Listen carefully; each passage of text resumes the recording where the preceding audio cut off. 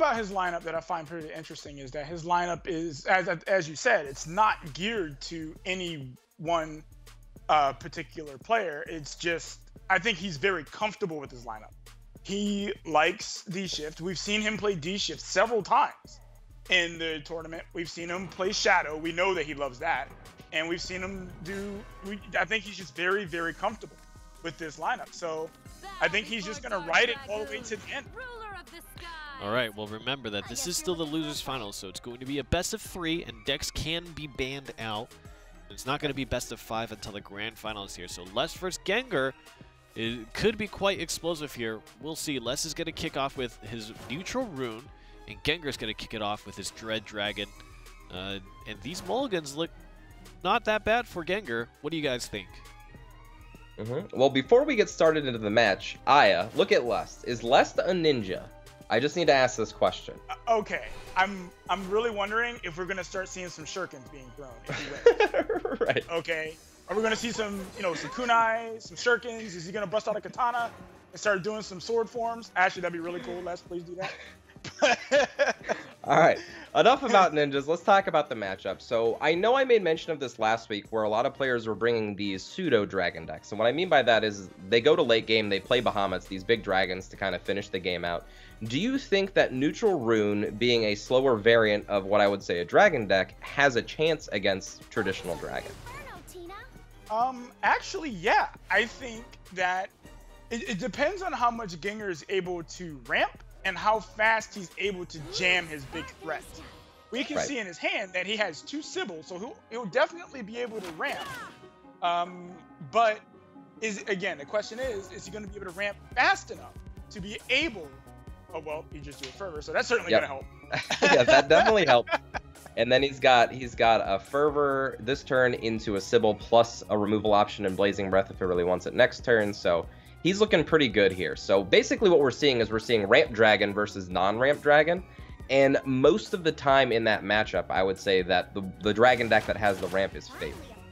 But because of the ramp, you're a lot less resource based essentially. You don't have as many threats, you don't have as many like mid game options, that kind of thing. So Les might just have more stuff he can play over time that might eke out a victory here. I think I have to agree with that. Les has, in effect, just more stuff. He does have a significant amount of draw, I think, through the Witcher Suites. That's going to help him a lot. With keeping cards in hand, getting things on board. And he has Hectors and this and other, so he can do some face damage with those. He'll be able to pressure in different ways that Gengur just won't be able to. Right. But I think right now, what Les needs to figure out is exactly how he's going to deal with this board. Because if he plays Alice right now, all that's going to happen is, let's say he plays Alice, he evos it into the Tina. He's just going to trade into the Scyther is just going to trade into the Alice, so it's going to be like, well, you turn his evo. So he's got to really think about how he's going to go about this. I don't mind the Alice because, again, it does pump everything in hand, so it's never a bad play to get the Alice out there. The sooner the better, usually, just so you can get the stat buff. But like you said, he can easily trade with the Scyther. He can, even if he wants to, evo the Sibyl just to go over the Alice to push some face damage if he wants to.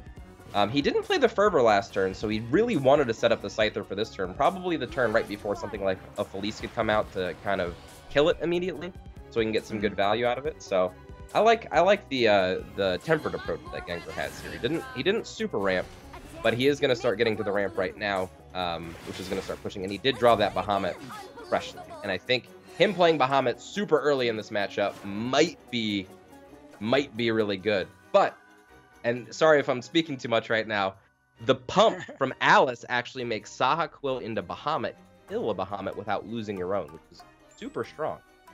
That is really strong. It's not something that you see happen often, or really ever, but it's certainly something that could definitely happen. So I'm taking a quick look at Lest's list, and there's one very important or very interesting card that we see, or that I see, and it's Illusionist. Yes. Okay. Yes. That is incredibly.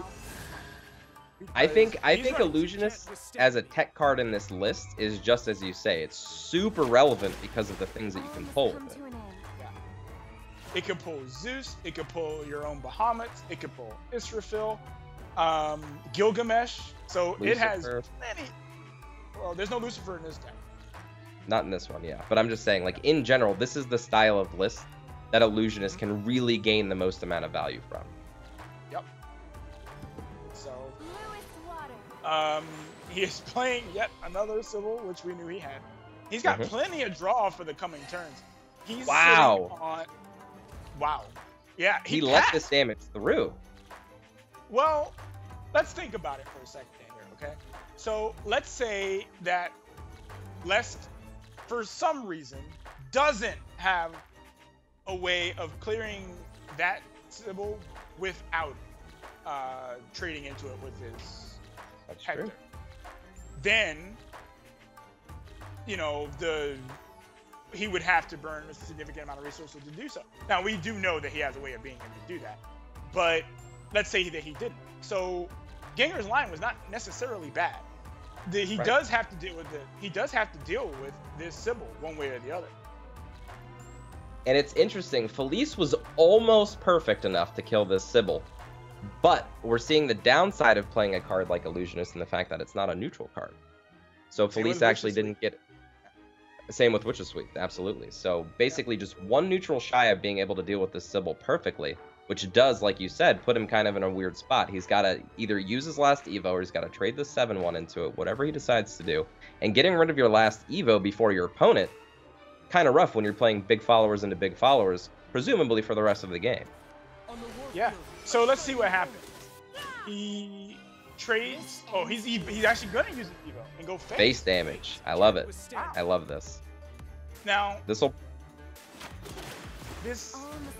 does immediately prompt the Bahamut.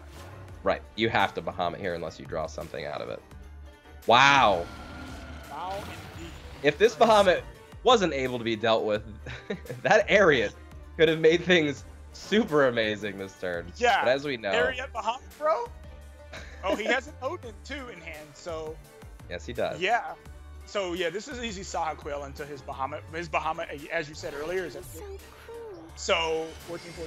So it will be able to trade into Bahamut out 9.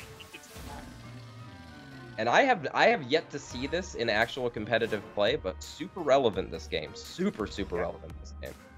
It allowed him to use the Evo point last turn, so he didn't have to use the Evo point this turn on the Bahamut, just so he could basically keep it around if he wanted it.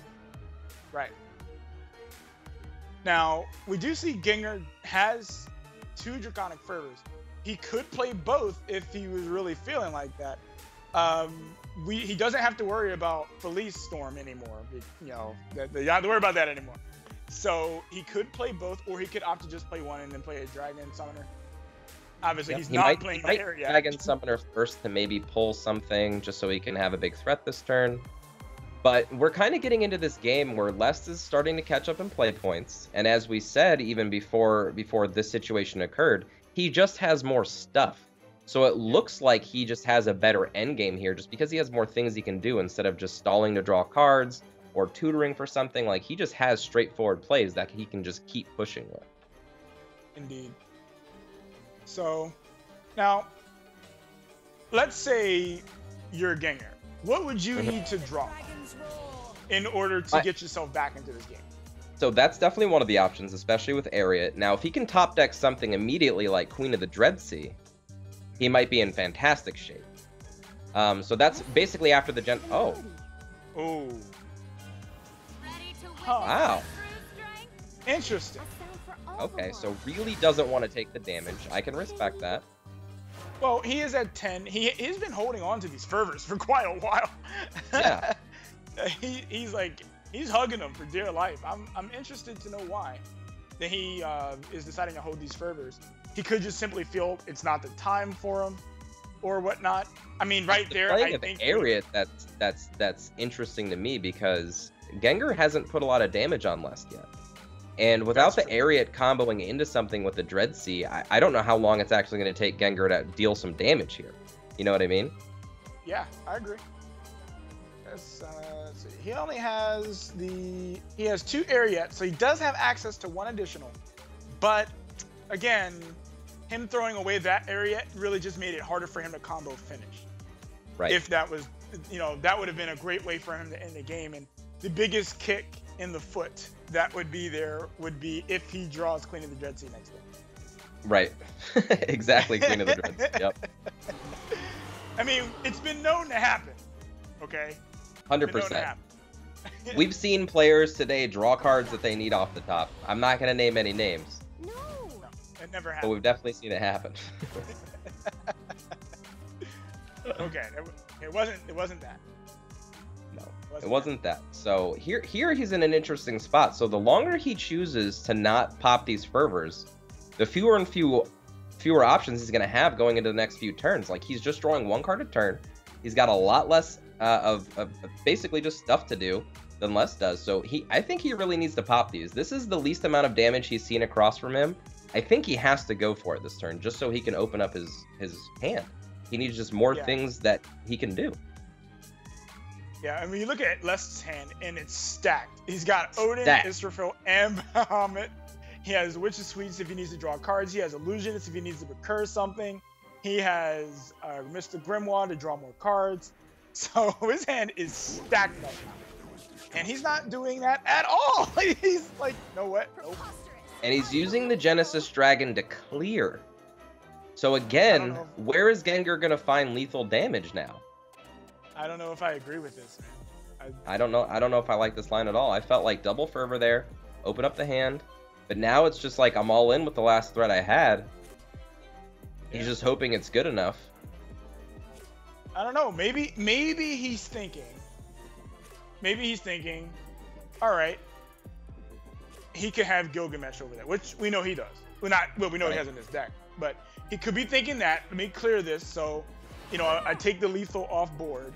But again, he wouldn't have been lethal. It wouldn't have been lethal had he played the first. Right.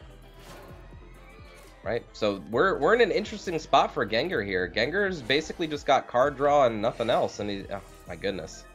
Yeah, not what you want to be seeing. Yep. And I think this is like a little bit too late because now Les can just start asserting his dominance. Oh my goodness. Yeah, Gengur's starting to feel it too. He's, Yep. Starting to feel it. If I was Les, even though I saw some card draw here, he's probably not going to do it. But I would consider Bahamut. But once this board gets cleaned up by what Gengur's going to do, he can easily just play Israfil, and there's no answer to this. Well, there's a Bahamut in his hand now. He finally got one. Awesome. Yeah, he got something. Or not one, but the second one. At least just another option to play. But Les could easily bait out that Bahamut because it's literally the best play that Gengur has in hand. So he could definitely bait out this Bahamut, and as we know, the first one to play Bahamut usually tends to lose. So they lose the Bahamut. And this will be the second one from Gengur, and then Les, if he's heads up enough about it, he might just play Bahamut knowing that Gengur, or not knowing, but hoping that Gengur doesn't have the third Bahamut in hand. Well, we do know that Gengur could double Breath of the Salamander to take out that Israfil, so he doesn't actually have to play Bahamut, right? But then again, it's just going to be set up the same way the next turn. It's just he's basically just denying, denying the same type of play here. But now we see that Queen of the Dread Sea, which, is a couple of turns late. So I don't know if it matters too much that he has it now versus when he could have drawn it before. Had he had it with Genesis Dragon and Ariat, though, he might have an easy way for victory. However, Gengur does have multiple options in his deck. It's not like Queen of the Dread Sea only has one use in the deck, and it's not like we've seen all of the combo pieces yet. So definitely can still draw into them. Look at this hand from Les, man. This hand is stacked. Look, so much stuff. Yep. Cards. I mean, if you're Gengur, you have to be. Oh my goodness, how am I gonna get through all these cards? Right, exactly. That's the only thought running through Gengur's mind right now is, can I muster up enough to deal with this much value? Yeah, there is an unbelievable amount of. Well, that certainly can help. But there's this might just be. Well, no, he's not gonna queen this turn. He can't queen this turn. He needs all the resources he has, so this might just be a Bahamut. He could play it safe and just play a Scyther this turn and try to hope to bait out just a little bit more from Les before he plays his Bahamut. Well, he could also play the Fervor if he does play the Scyther. So he will be able to gain a little bit of health, and he'll be able to take out the Felice. But knowing your opponent is playing big game threats, do you really want to use a Scyther on just a 3/6? Oh! Boy. Just like I said, we haven't seen all of the combo cards, so we see the combo being drawn here just when Gengur needed it. But it's not lethal. Is it still going to be enough? Right. It's only 14 damage, so it's not lethal. So he has to find a way to be able to do 6 damage to less between now and the time that he can play that combo. Right. So the ball's really in just less court and another Bahamut. He can just start pushing, basically just big threat after big threat until Gengur's kind of just washed under the rug here. Yeah, and it's looking like that. That's not going to do anything for him. So yeah, this is a spike heal. Well, yeah, but he can't play that right now. No way. Right. And I think he knows that this Bahamut is done. Yep, and I think this is just going to prompt like, oh my goodness. Oh my goodness, dude.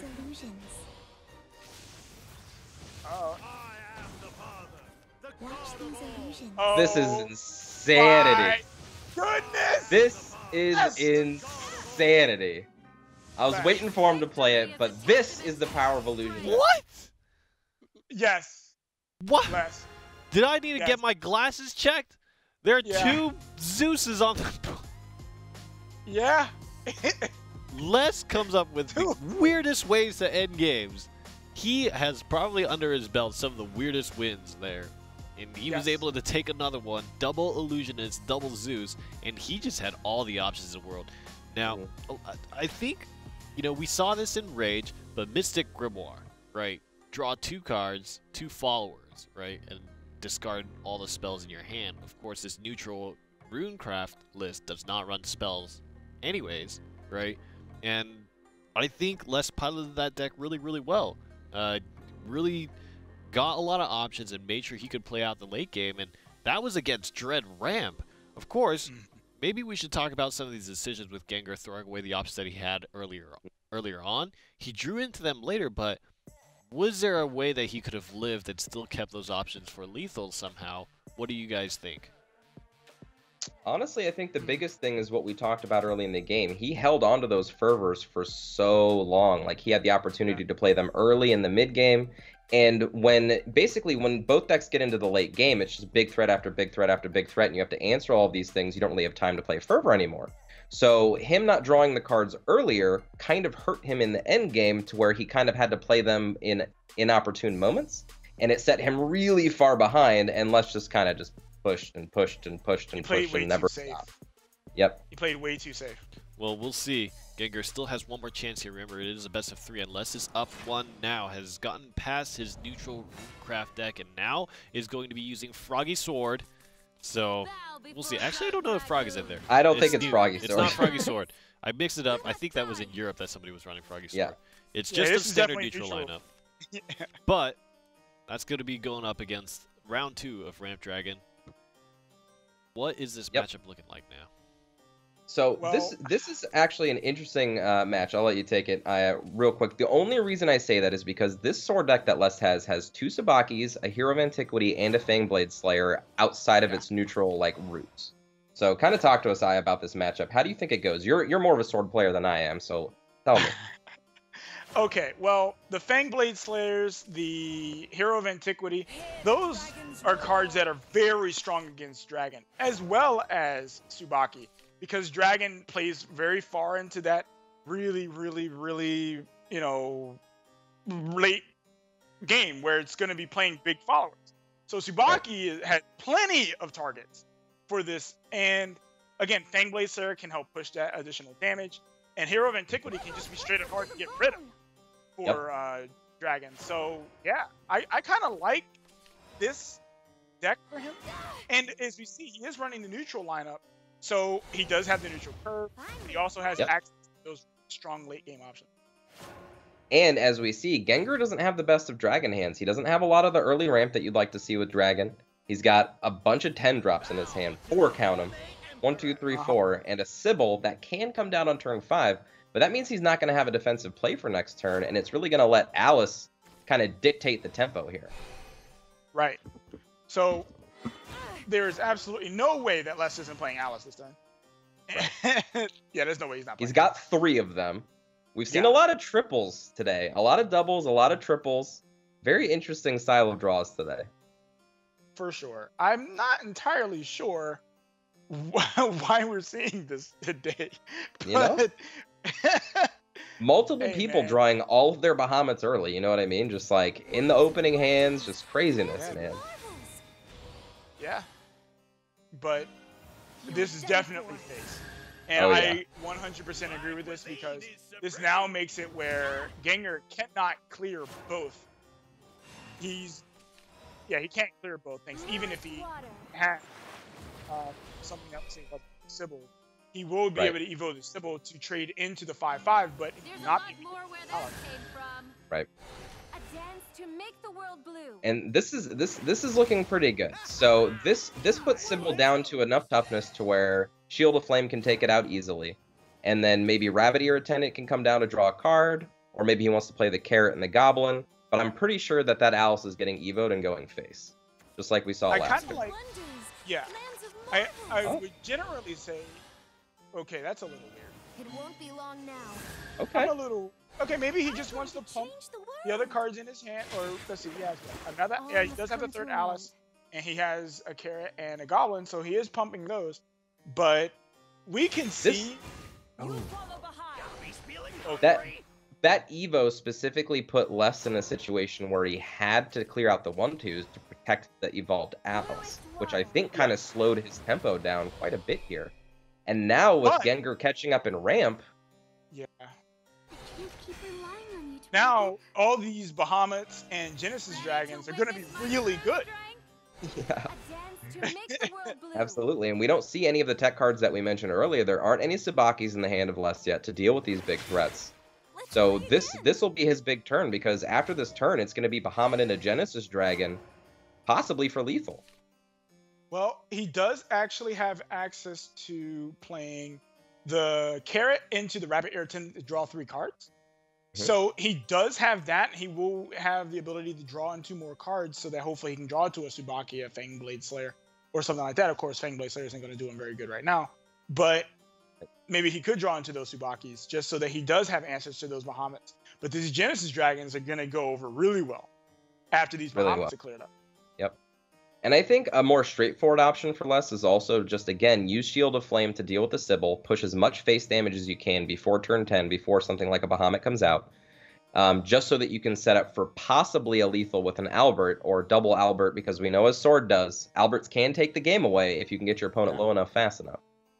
Well, then a line that he could take would be, instead of drawing the 3 cards, he could just play Rabbit Ear Attendant or not do that at all. And I like this. This is a lethal play setup. This is exactly right along the lines of what I was thinking. This puts your opponent at 10.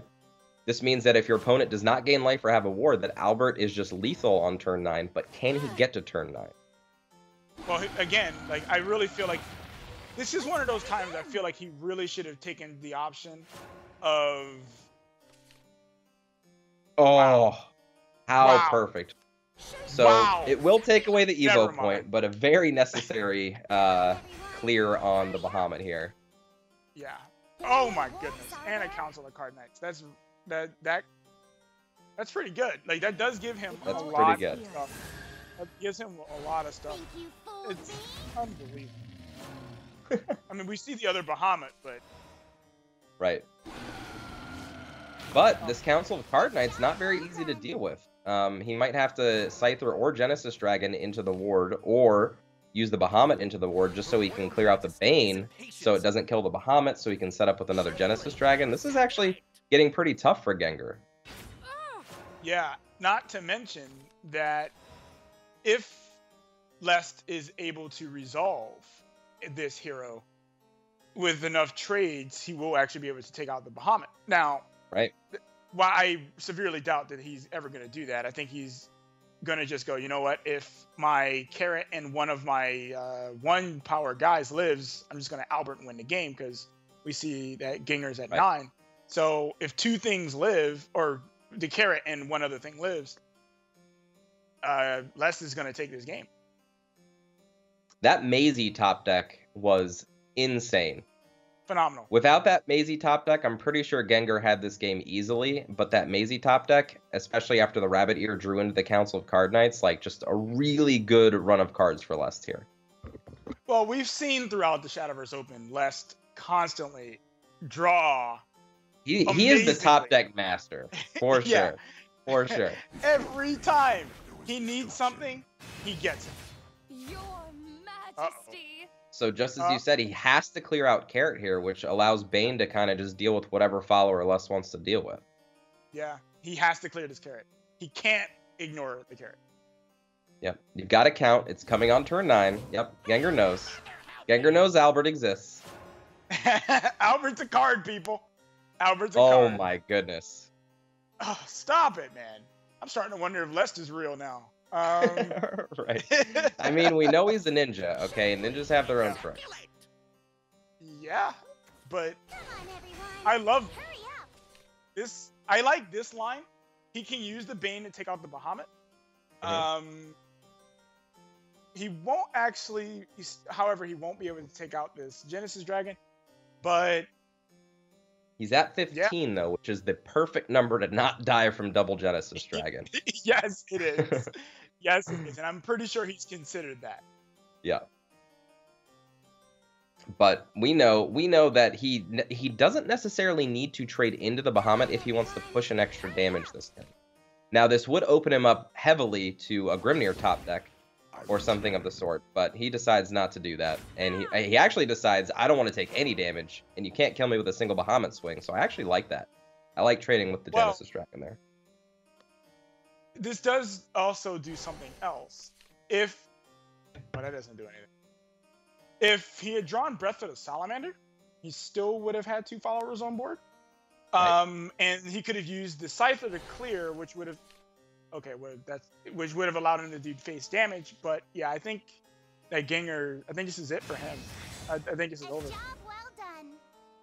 Yep, I mean, he can heal back up to 11, but we know that right now, that's not enough. So with the Albert in hand, that is exactly 11 damage, and Lest is going to take this and walk over Gengur 2-0 with Sword against Dragon. Wow. Yeah, that is not something you see often. Sword generally has such a hard time, as the game gets later and this and another. This victory is a testament to your strength. Just drawing those cards, man. You don't want to. Yep. You definitely don't go out in a tournament to Albert. Less 2 zeros against Gengur. And I actually really like how that Swordcraft deck was set up. We hadn't even started seeing Tsubakis. We saw the first one on the last card draw on his Rabbit Ear. Right. But